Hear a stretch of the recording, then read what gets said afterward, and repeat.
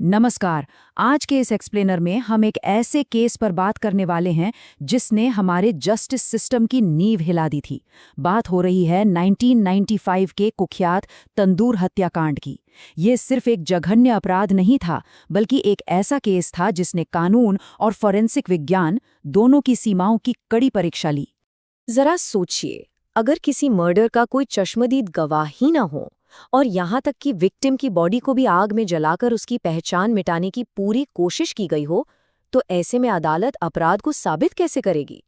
2 जुलाई 1995 को पुलिस और इन्वेस्टिगेटर्स के सामने ठीक यही असंभव सी स्थिति थी। कोई सुराग नहीं, बस कुछ जले हुए अवशेष। तो चलिए सीधे इस मुद्दे पर आते हैं।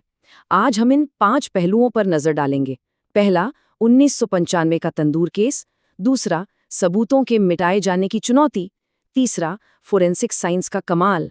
चौथा, वो लंबी कानूनी लड़ाई। और अंत में सजा पर हुई वो बड़ी बहस।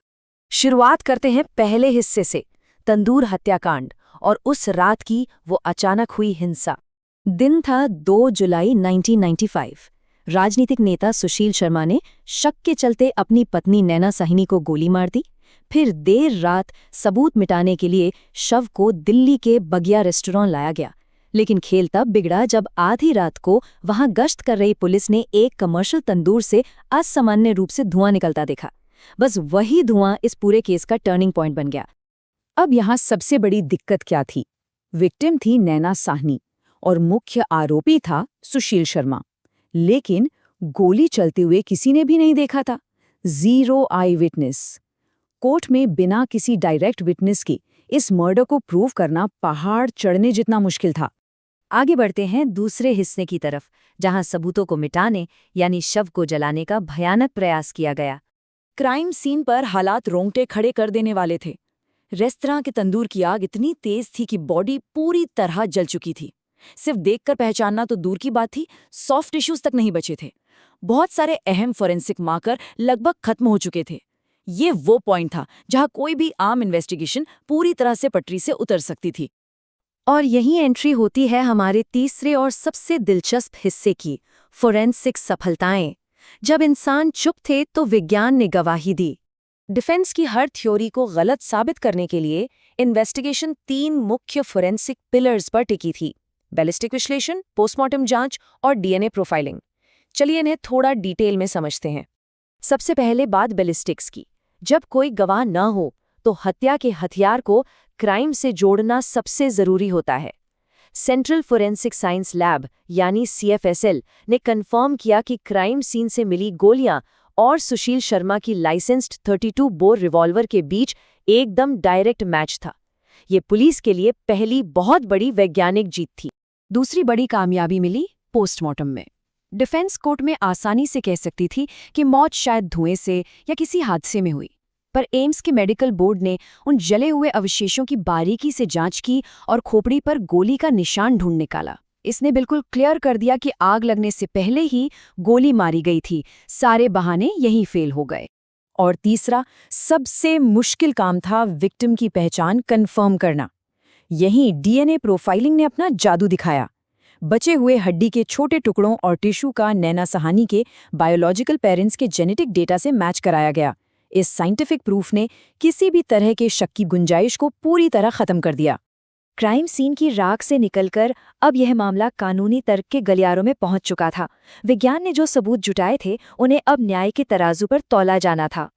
तो ये है हमारा चौथा हिस्सा, वो कानूनी लड़ाई जहां परिस्थिति जन्य साक्ष्य यानी सर्कमस्टेंशियल एविडेंस पर पूरा केस टिका था। चार्जेस बिल्कुल संगीन थे। आरोपी सुशील शर्मा और उसके सहयोगी पर आईपीसी की धारा 302 मर्डर के लिए, धारा 201 सबूत मिटाने के लिए और धारा 120B रेस्टोरेंट मैनेजर के साथ मिलकर क्रिमिनल कॉन्स्पिरेसी रचने के लिए लगाई गई थी। ऐसे केसेस में जहां कड़ियों को जोड़ना होता है, वहां एविडेंस एक्ट की धारा 106 बहुत काम आती है।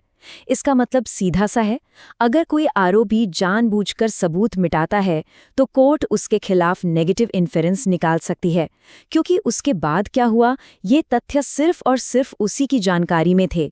इस एक रूल ने डिफेंस के कोई गवाह नहीं है वाले तर्क की अदालत में हवा निकाल दी। आखिर में आते हैं 5वें और अंतिम हिस्से पर, सजा पर बहस, उम्र कैद या फिर मौत की सजा। सजा को लेकर कोर्ट्स की राय भी काफी बंटी हुई थी। ट्रायल कोर्ट और हाई कोर्ट ने इसे एक प्री प्लान्ड और बेहद क्रूर कृत्य मानते हुए रेयरेस्ट ऑफ रेयर कैटेगरी में रखा और मौत की सजा सुनाई। उनका जोर रिट्रीब्यूटिव जस्टिस यानी प्रतिशोधात्मक न्याय पर था। वहीं इसके उलट सुप्रीम कोर्ट का नजरिया प्रोपोर्शनैलिटी पर फोकस था। उनका मानना था कि यह अचानक हुए उकसावे का नतीजा था और अपराधी में सुधार की संभावना को पूरी तरह नकारा नहीं किया जा सकता। इसलिए मौत की सजा को आजीवन कारावास में बदल दिया गया। सुप्रीम कोर्ट ने अपने फैसले में आर्टिकल 21 का हवाला देते हुए इस बात पर खास जोर दिया कि मौत की सजा सिर्फ और सिर्फ तभी मिलनी चाहिए जब उम्र कैद का विकल्प पूरी तरह से बंद हो चुका हो। एक तरह से अदालत ने अपराध की गंभीरता और संवैधानिक नैतिकता के बीच एक बेहद नाजुक बैलेंस बनाने की कोशिश की। तो आज के इस एक्सप्लेनर को खत्म करने से पहले एक बहुत गहरा सवाल जो हम सबको सोचना चाहिए।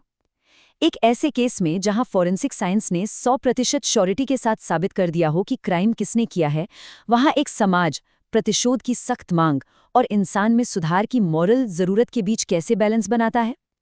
ये केस सिर्फ एक मर्डर का मामला नहीं है, बल्कि इस बात का आईना है कि हम न्याय को किस तरह देखते हैं।